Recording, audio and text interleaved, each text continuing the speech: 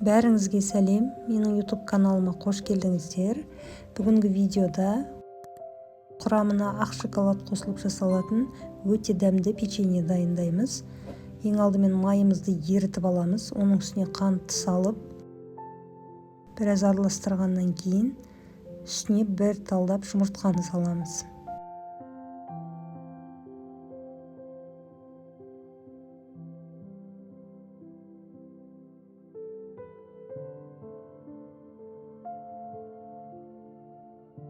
Онымен разрыхительді саламыз.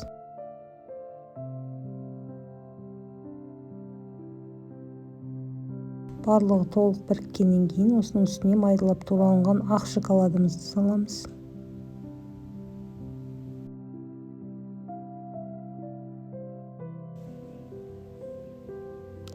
Шоколад пен тестаны біріктіріп болғаннан кейін осыны холодильникке 15 минутқа қойып қоямыз.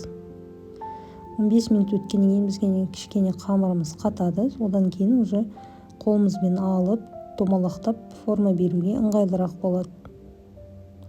Барлығын осылай жасап шығамыз. Содан кейін 180 градуста қызып тұрған пеште пісіріп аламыз.